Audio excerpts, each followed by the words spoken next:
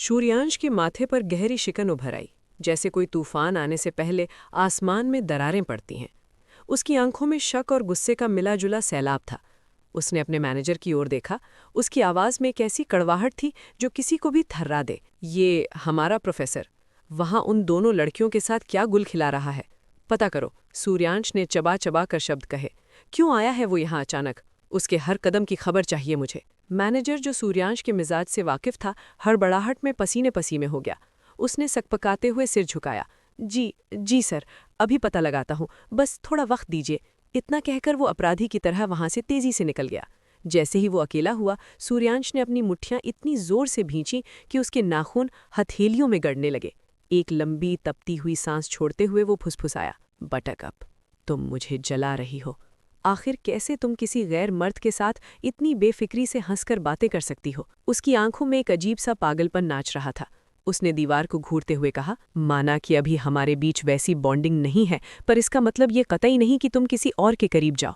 मुझे ये तमाशा पसंद नहीं है और इसकी सजा तुम्हें मिलेगी, जरूर मिलेगी। मैं खुद तुम्हें सजा दूंगा। दूसरी ओर का मंजर बिल्कुल अलग था। कशिश प्रेरणा और तक्ष के साथ बाहर निकली तो उसके चेहरे पर एक रूहानी सुकून और खिलखिलाती मुस्कान थी। ताज़ी हवा और दोस्तों के साथ ने उसके मन का बोझ हल्का कर दिया था। उसने चमकती आंखों से उन दोनों की तरफ देखा और चहकते हुए बोली, सच में आज मुझे बहुत मजा आया। प्रेरणा, अच्छा हुआ जो तुमने मुझे बुला लिया। यहाँ आकर मेरा मूड एकदम फ्रेश हो गया।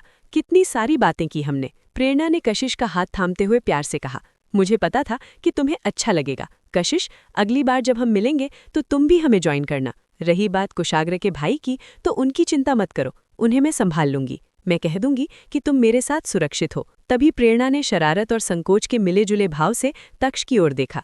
वो तक्ष की सहजता को परखना चाहती थी। उसने पूछा, तक्ष, आपको कोई प्रॉब्लम तो नहीं है ना अगर कशिश हमारे साथ आए तो? तक्ष के चेहरे पर एक सौम्य और समझदार मुस्कान तैर गई।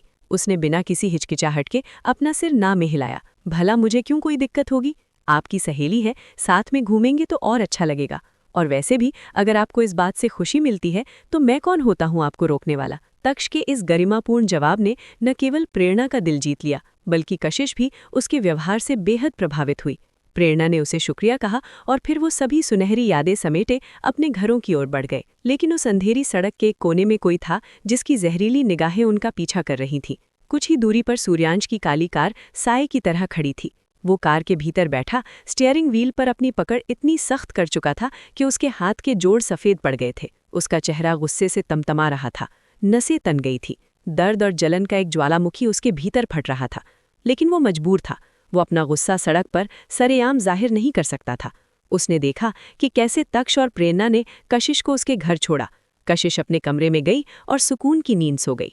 इस बात से बेखबर थी कि उसकी सुकून पर किसी की सनक भरी नज़र लग चुकी है। अगले दिन की सुबह कॉलेज की गहमा गहमी से शुरू हुई। कशिश तैयार होकर कुशाग्र के साथ कॉलेज पहुंची। दोनों हंसी मजाक करते हुए कॉरिडोर तक आए, जहां से कुशाग्र अपनी क्लास की तरफ मुड़ गया और कशिश अपनी मंजिल की ओर बढ़ने लगी। तभी सामने से सूर्यांश को आते देख कशिश के कदम ठिठक गए।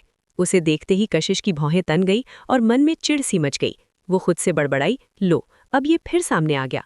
रास्ता बदल लेना ही बेहतर है, वरना इससे बात करके मेरा पूरा दिन खराब हो जाएगा। कशिश जैसे ही मुड़कर दूसरा रास्ता लेने लगी, सूर्यांश की फुर्ती ने उसे मौका नहीं दिया। एक झटके में उसने कशिश का हाथ पकड़ लिया और उसे अपनी ओर खींच लिया। उसकी आंखों में एक बनावटी नमी और प्यार था। बटरकप, तुम कल कहाँ थी? उसने दबी हुई गहरी आवाज में पूछा। मैंने तुम्हें कितनी बार कॉल किया, पर फोन लगा ही नहीं। क्या हुआ था? कशिश ने उसे झिड़कते हुए घूर कर देखा। क्यों क्यों कर रहे थे तुम कॉल? क्या तुम्हें कोई काम था मुझसे? सूर्यांश ने उसकी आंखों की गहराई में झांकते हुए अपनी आवाज को थोड़ा और नरम किया। बस यूं ही बात करनी थी, पर पहले ये बताओ कि कल तुम गायब कहाँ थी? उसने खुद पर बहुत काबू रखा था, क्योंकि वो कशिश के उग्र स्वभाव से अच्छी तरह वाकिफ था। कशिश ने अपना हाथ छुड़ाने के लिए झटका दिया और सख्ती से बोली, मैं घूमने गई थी और अगली बार बात करनी हो तो दूर रहकर किया करो। मेरा हाथ छोड़ो अभी। सूर्यांश के भीतर का सब्र जवाब दे गया। उसकी पकड़ ढीली होने के बजाय और भी ज्यादा मजबूत हो गई। उसके चेहरे पर एक खौफनाक गंभीरता छा गई। वो लगभग फुसफुसाते हुए कड़वाहट से बोला, क्यों? कल रात तो तुम्हें उस लड़के से बात करने में कोई तकलीफ नहीं हो रही थी, फिर आज मेरे हाथ पकड़ने पर इतना एतराज क्यों? वाह, कल तो तुम उसके साथ खिलखिलाकर हंस रही थी और आज मैं बुरा बन गया। कशिश के पैरों तले जमीन खिसक गई। उसके होश उड़ गए। वो हक्का बक्का होकर उसे देखने लगी। तुम्हें कैसे पता कि कल मैं किसके साथ थी? क्या तुम मुझे स्टॉक कर रहे हो? आखिर इतनी खबरें आती कहाँ से हैं तुम्हारे पास? तो ये सच है। सूर्यांश की आवाज़ अब फौलाद की तरह सख्त हो गई थी। तुम कल उस लड़के के साथ थीं? सच सच बताओ मुझे। कशिश ने सूर्यांश के जुनून से भरी आंखों को देखा।